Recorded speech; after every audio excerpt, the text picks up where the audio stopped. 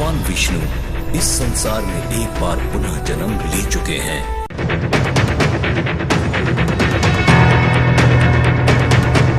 ये तो आप सभी जानते हैं कि हर युग में भगवान विष्णु अवतार लेते हैं। अब तक भगवान विष्णु 9 अवतार ले चुके हैं, जबकि उनका अंतिम और सबसे महत्वपूर्ण शक्तिशाली 10वां अवतार बाकी है, जिसे कल्कि अवतार कहा जाता है। कल्कि अवतार की बातें आज से कई हजार साल पहले ही शुरू हो गई थीं। उनके अवतार को लेकर कई तरह की भविष्यवाणी की जा चुकी है, लेकिन यह कलयुग है, पाखंड का युग, जहां असली और नकली में पहचान करना कई बार मुश्किल हो जाता है।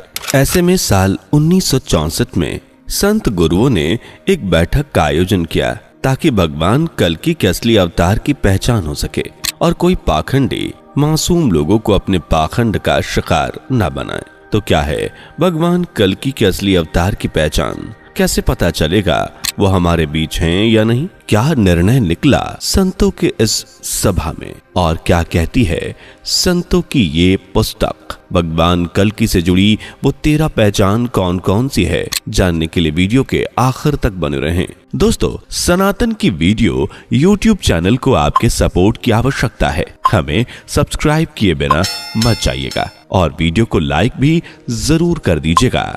मित्रों, कई धर्म ग्रंथों के अलावा भगवत गीता में बताया गया है कि जब जब पृथ्वी पर पाप बढ़ेगा, धर्म की हानि होगी, तब तब धर्म की रक्षा के लिए भगवान विष्णु अवतार लेंगे। वर्तमान कलयुग में जब पाप अधर्म अपनी चरम सीमा पर होगा, तब भगवान विष्णु कल्कि अवतार लेंगे, जो उनका अंतिम और सबसे शक्तिशाली अवतार होगा।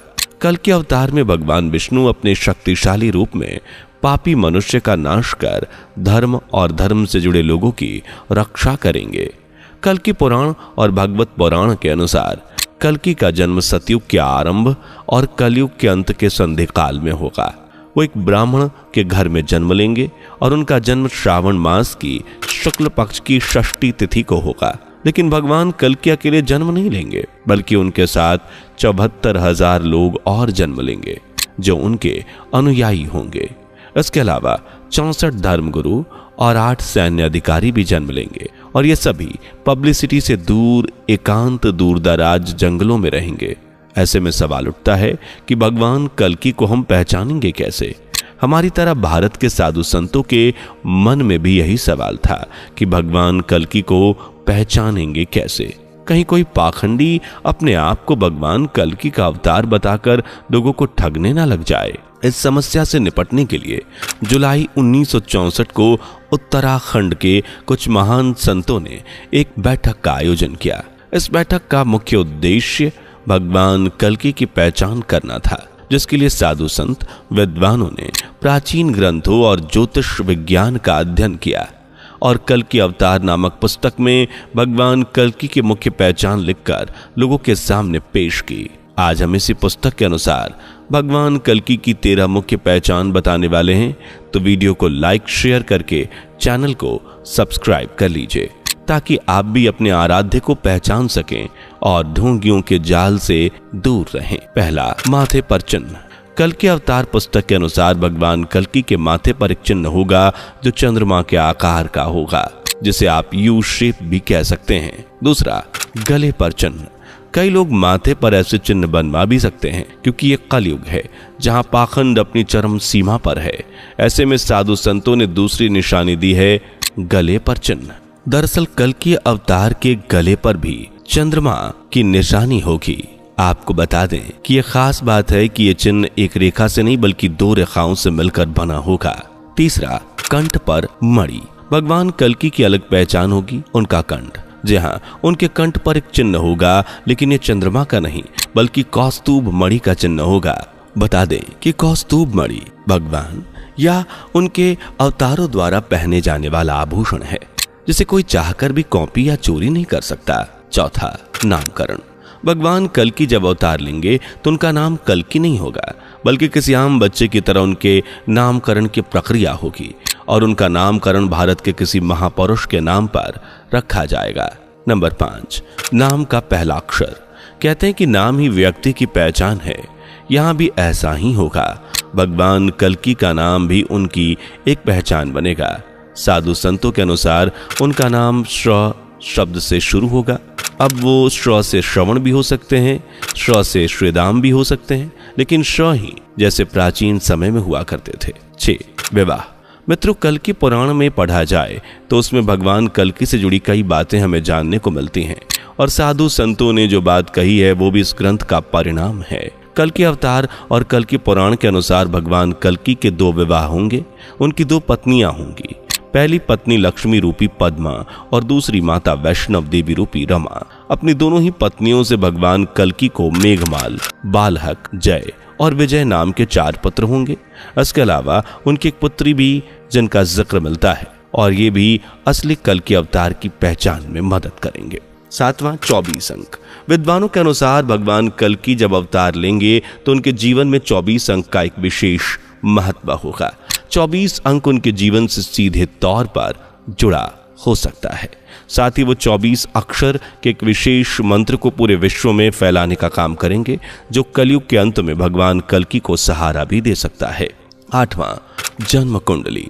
भगवान कल्कि की जन्म कुंडली में भी हमें असली और नकली कल्कि अवतार के बारे में पता चलेगा। साधु संतों के अनुसार भगवान कल्कि की कुंडली में लगन का स्वामी चंद्रमा, शुक्र और बुध से युक्त होगा। 9वां साहित्य की रचना। मित्रों, भगवान कल्कि द्वारा एक विशेष साहित्य की रचना की जाएगी जो कलयुगी मनुष्य के विचारों में बदलाव लाने का काम करेगा। उनके साहित्य को विचार क्रांति के लिए महत्वपूर्ण माना जाएगा। 10वां जन्म स्थान। भगवान कल्कि के जन्म को लेकर कई ग्रंथ में अलग अलग बातें लिखी गई हैं। कोई तिथि अलग बताता है तो कोई स्थान, जैसे कुछ के अनुसार भगवान कल्कि ओडिशा के एक सीक्रेट स्थान पर जन्म लेंगे। हालांकि इस स्थान का नाम भी संभल ही होगा। जबकि कुछ के अनुसार भगवान कल्कि का जन्म उत्तर प्रदेश में होगा, जबकि कुछ उनका जन्म मध्य प्रदेश में भी बताते हैं। हालांकि इन सभी केसेस में एक चीज कॉमन है, और वो है संभल। कल्कि अवतार में भी साधु संतों ने संभल नगरी का जिक्र किया है। भगवान कल्कि संभल नामक नगर में जन्म लेंगे। 11 परिवार। भगवान कल्कि का जन्म एक साधारण से हिंदू परिवार में होना बताया गया है। धर्म ग्रंथों के अनुसार उनका बचपन काफी मुश्किलों से गुजरेगा, लेकिन वो सभी मुश्किलों को पार करते हुए ईश्वर का ध्यान करते हुए बड़े होंगे। जबकि कलयुग में पाप अपने चरम पर होगा, तब वे अपनी असली अवतार में आकर लोगों की रक्षा करेंगे। इस सब में उनका परिवार भी उनकी मदद करेगा। उनके पिता एक तपस्वी होंगे जिनका नाम विष्णु यशा होगा, जबकि माता का नाम होगा सुमति। इसके अलावा उनके भाई भी होंगे जिनके नाम सुमंत, प्राज्ञ और कवि बताए गए हैं। 12वां संगठन के स्वामी। भगवान कल्कि को एक बड़े संगठन का स्वामी बताया गया है। धरती पर रहते हुए वो इस संगठन को नेतृत्व देंगे और उनके संगठन की पहचान होगी पीला रंग। 13वां पीला रंग। सिर्फ संगठन ही नहीं बल्कि कल्कि के पूरे जीवन में पीले रंग का बड़ा ही महत्व देखने को मिलेगा। भगवान कल्कि वस्त्र भी पीले रंग के ही पहनेंगे और पीले रंग को ही ज्यादा महत्व देंगे। इन सब के अलावा भगवान कल्कि के पास अद्भुत शक्तियां होंगी। वो सर्वोच्च शक्तियों के मालिक होंगे। प्रकृति पर उनका कंट्रोल होगा और प्रकृति उनके अनुसार ही काम करेगी। उनके पास विशेष ज्ञान होगा जिससे वो पूरी दुनिया को हैरान कर देंगे। उनके ज्ञान के सामने खुद को भी सबसे ज्ञानी बताने वाले नतमस्तक हो जाएंगे। त्रेता युग में भगवान श्री राम विष्णु जी के 12 कलाओं, जबकि द्वापर में भगवान श्री कृष्ण 16 कलाओं के अवतार थे। और इस युग में कलयुग में भगवान कली विष्णु जी के 64 कलाओं के अवतार होंगे। इससे आप अंदाजा लगा सकते हैं कि वो कितने शक्तिशाली होंगे। इतना ही नहीं, भगवान कल्कि का जन्म भले हिंदू धर्म में होगा, लेकिन वो सभी धर्मों में पूजे जाएंगे। इस्लाम धर्म में उन्हें हजरत मोहम्मद के नाम से पूजा जाएगा, जबकि ईसाई धर्म में जीसस के नाम से, वहीं सिख धर्म में उन्हें गुरु नानक देव की तरह माना जाएगा। यानी भगवान कल्कि हर धर्म में पूजे जाएंगे। वैसे आपको क्या लगता है दोस्तों, क्या भगवान कल्कि के नाम पर कोई पाखंड कर पाएगा? कमेंट करके अपनी राय बताइए। वीडियो पसंद आई हो तो लाइक करके चैनल को सब्सक्राइब करें। मिलते हैं अगली वीडियो में, तब तक के लिए बाय बाय। दोस्तों, आपकी स्क्रीन पर 2 और वीडियोस दिख रही हैं, जिसे देखने के लिए स्क्रीन पर क्लिक करें। दोनों देखिएगा, बहुत अच्छी वीडियो बनी है।